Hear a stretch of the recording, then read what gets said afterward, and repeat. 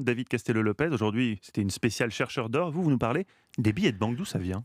Tout à fait. Franchement, déjà, moi, je trouve que c'est complètement émerveillant, les billets de banque. Hein. J'en ai apporté un certain nombre ici. Tiens, calmez-vous, monsieur Blanc. Non, je veux dire, c'est quand même magique. C'est des morceaux de papier qui, fondamentalement, sont identiques à n'importe quel autre morceau de papier. Je veux dire, ils sont en papier, sauf que eux, par une sorte de magie sociale incroyable, tout le monde est d'accord pour dire que non, c'est pas juste du papier, c'est de l'argent. Et si je vous le donne, Mathieu, vous serez super content. C'est vrai. Et si je descends à la boulangerie et que je donne à la boulangère ce papier, elle me donnera du pain. Et si je lui donne plus de billets, elle me donnera plus de pain. C'est complètement émerveillant. Et si je rassemble encore plus et que je les donne à un chef d'État africain, il acceptera que je jette mes déchets radioactifs dans son parc naturel. C'est génial, c'est génial. Alors aujourd'hui, on s'émerveille même plus tellement, tellement ça nous paraît normal. Mais les premiers occidentaux qui ont vu ça, ça leur a complètement trouvé le... Ils ont été complètement troués. Oui. Voilà. Et l'un des premiers qui a vu ça, c'est Marco Polo. Marco, vous le connaissez, c'est un type du XIIIe siècle qui voyageait pas mal, notamment en Chine. Et un des trucs qu'il a le plus sidéré, Marco Polo, ce sont les billets de banque qui avaient été inventés par les Chinois environ 300 ans plus tôt, autour de l'an 1000. C'est Tim Harford qui raconte cette histoire une fois de plus. C'est pas la première fois que je cite Tim Harford, mais qu'est-ce que vous voulez, il est super. Donc, on était autour de l'an 1000 en Chine et dans la région du Sichuan, qui était une région frontalière, souvent en guerre. Et donc l'empereur de Chine, il kiffait pas trop qu'il y ait des réserves d'or trop importantes dans le Sichuan. Il préférait que ce soit du fer. Mais le truc, c'est que le fer, c'est sympa, mais c'est pas hyper précieux. Ce qui fait que si vous vouliez acheter un poney, par exemple, vous deviez vous pointer avec une brouette de pièces en fer, ce qui est chiant.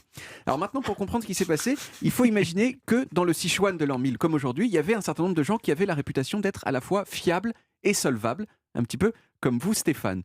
Et ce qui s'est passé, c'est qu'il y a des marchands qui ont commencé à accepter que ces gens fiables, au lieu d'apporter une boîte de pièces en fer pour payer leur poney, ils marquent plutôt sur un bout de papier « Stéphane Bern doit une brouette de pièces en fer à Yang Ming ». Or, dans la région, tout le monde sait, Stéphane, que vous êtes un gars fiable et solvable. Et donc, le bout de papier que vous avez donné à Yang Ming, Yang Ming, la prochaine fois que lui doit acheter un truc, à la place de donner du fer, il peut donner le bout de papier où il y a marqué que vous devez une boîte de pièces.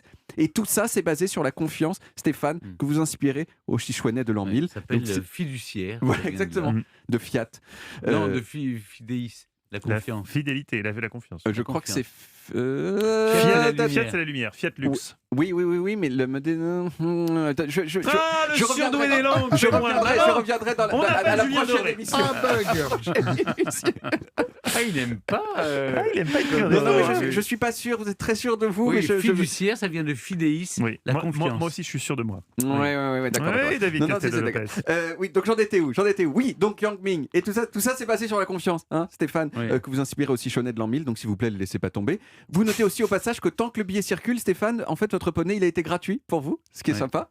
C'est vrai. Mais oui. Et peu de temps après, l'empereur de Chine, il a fait, mais putain, mais c'est trop cool cette idée.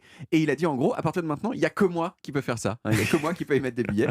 Au début, les billets chinois qu'on appelait des jiaozi, j'ai pas essayé de le prononcer à la chinoise là, on pouvait les échanger contre du vrai or, mais au bout d'un moment, même plus. C'est-à-dire que la quantité de billets émis n'était plus indexée sur des richesses que l'Empire possédait effectivement. Ah bon, donc ils étaient là. Mais oui, et là, ça a été la porte ouverte à toutes les emmerdes, parce qu'évidemment, le gouvernement chinois, il avait besoin d'argent pour payer les trucs. Et c'est quand même super tentant, quand on a besoin d'argent, de juste imprimer des billets. Mais après, il y en a trop. Et qu'est-ce qui se passe quand il y a trop de billets en circulation? L'inflation. C'est l'inflation, ça rase. Et votre monnaie, elle vaut... L'inflation, ça rase. C'est un concept économique que Thomas Piketty n'a pas développé dans son dernier ouvrage. Je l'avais pourtant dit. Mais pourtant, oui, c'est con, il s'est arrêté.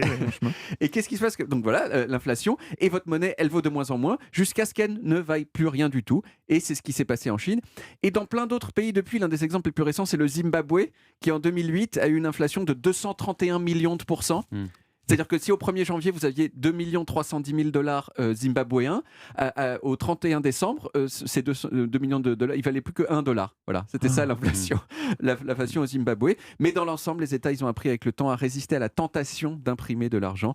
Et donc, 1000 ans plus tard, dans l'ensemble, les billets de banque, ça marche encore. Voilà. Ça marche encore, mais je dirais qu'on les redécouvre avec ceux que vous nous avez apportés, parce que c'est quand même, on vit dans une économie de plus en plus démonétisée. Mais oui, il y a bien un moment où avec ça va... le paiement sans contact, on n'en voit plus beaucoup. Ça va s'arrêter un moment. Mais déjà, il n'y aura plus de pièces, il y aura plus on parle même d'arrêter les pièces jaunes. Mais que va faire Bernadette Chirac? Mais c'est plus Bernadette, c'est Mme Macron maintenant. Non, c'est pas faux, c'est vrai, elle a déjà passé le flambeau. C'est vrai. Ça faisait longtemps qu'on n'avait pas parlé de Brigitte Macron, c'est important de le souligner. C'est vrai, je vous ai mis sur la voie.